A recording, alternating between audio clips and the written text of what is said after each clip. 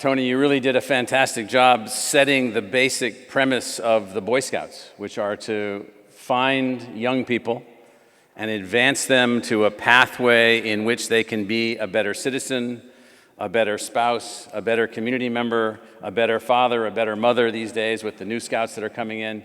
It's basically about making things better. It's a really, really complicated thing that we've sort of grown up in our society over the last 100+ years since Baden-Powell got the scouting program going here in the United States. And we're kind of losing our way. We're not remembering the foundations on which our society and our democracy have been based. Our society and our democracy have been successful.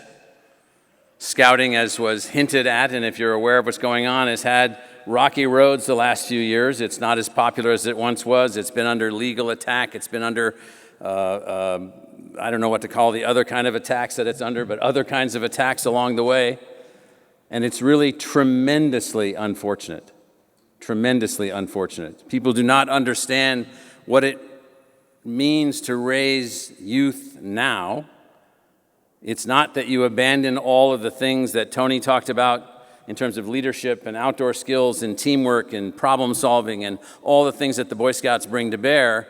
Those are more important now than ever. More important now than ever with all of the other things that are going on, the complexities, the speed of change, the technology, the ways in which information is moved around. There is very little and insufficient grounding. I was a Boy Scout, also an Eagle Scout, as has been mentioned, but I cannot overstate the impact, the positive impact of Boy Scouting on me. I'll just take one short year, and then I'll say why that year was important. So I'm like a kid, one of the Scouts that we're reporting in today. I'm reporting in now 55 years later, 1968, longer than that. 1968, February 1968, I'm living in Norfolk, Virginia, on the Little Creek Amphibious Warfare Base with my family. And the troop that we're in had two of our dads were killed in Vietnam. They were Navy SEALs and had died in combat. And the troop was engaged with these families, helping these families to move forward, helping these families to move forward with their dads now gone, with their families in disruption. And it was unbelievable to watch that happen, watch that occur. We moved at the end of that grade year. I moved from a school in Norfolk, Virginia to a school in Lexington Park, Maryland, and I took on my Eagle Scout project in the fall of 1968. Senator Kennedy had been killed in June. Dr. King had been killed in April. There were the riots in Chicago in August. The Tet Offensive had gone on earlier in the year. Our family was highly disrupted. All these things were happening, and yet we were still grounded in Boy Scouts such that my friend Randy Rupp and I were working on a project where we were designing how to collect enough food for one family for 1 year. We randomly got the name of a family in St. Mary's County, Maryland, which is the county where that Naval Air Training Center is based. 4 children, 2 adults, 6 people. That's a lot of food for 1 year. Randy and I designed that project, collected all that food, and on Christmas Eve, 1968, with my dad dressed up as Santa Claus and a bunch of U-Haul trucks, we went out to find this family in the sticks out in the woods off the Navy base in southern Maryland. This family lived in a tar paper shack with a wooden stove, a dirt road. African-American family with very little money, very little income. And the notion of us being able to be engaged with this family also had a young boy who was in my class, and I knew him, but I didn't know his circumstances. And so this was a moment in my life where the design of the project itself, but more important than that, this ability to be connected to this family, connected to this boy, and make things happen. And then that very night, Christmas Eve, 1968, I go home.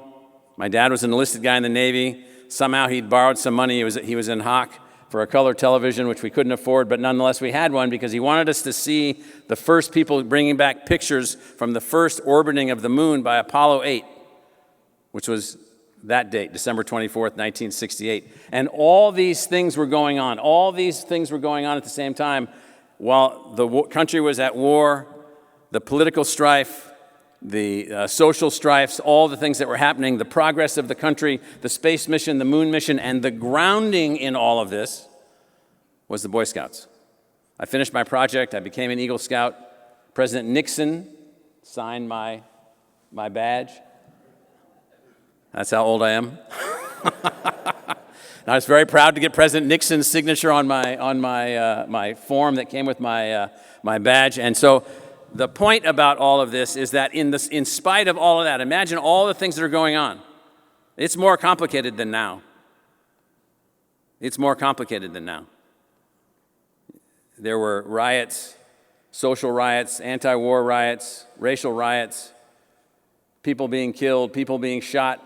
And the stability in all of this for my friends and I that were in the Boy Scouts was the Boy Scouts. And what were we doing?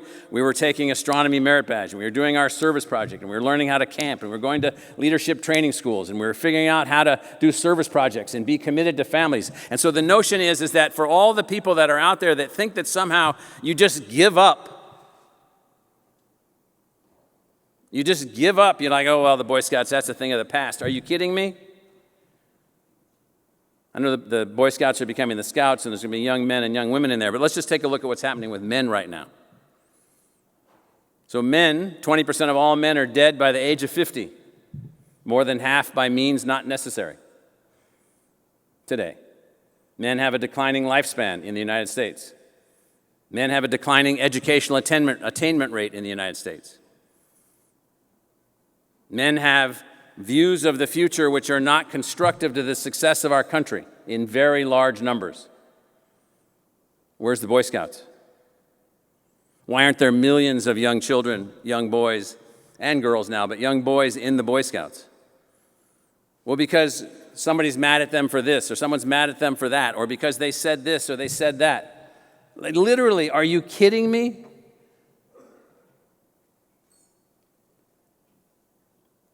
It is beyond belief that we would walk past the notion of those grounding institutions like Tony and his story, or my story, or millions of other young men, would walk past that and think somehow, oh, I don't know who's going to take care of that. Well, the Boy Scouts are a private organization funded by you, funded by citizens, self-perpetuating. And so the Boy Scouts, in my view, are essential. And the new program, the new scouting program, is essential to us finding a way other than the government, other than what they tell you to do in school. Boy Scouts are not like school. Scouting's not like school. I was a scoutmaster also in Metro New York City for many years, dealing with both an orphanage troop and a non-orphanage troop. Unbelievably powerful. Unbelievably impactful on so many people. Yet we somehow think, and I thank all of you for being here, but we've got to start talking the Boy Scouts up. We've got to start talking scouting up. It's important to the success of our country. It's important to the success of our democracy. It's important to produce people like Tony, people like many of the people that you know. It's an organization which is a product of us deciding that we want it and that we need it and we want it to be successful. So like I said, I don't have a lot to add to Tony's story. Other than you all are here helping to advance something essential. Let me tell you that if scouting isn't here 20 years from now, this country will live to regret that day. We will live to regret the day in which we thought no longer about the notion of leaders being produced by being connected as teams to each other and learning about nature and learning about work and learning about building things and learning about solving problems and learning about public service and learning about citizenship. We will rue the day. So thank you for being here and helping the Boy Scouts and scouting to move forward. Thank you very much.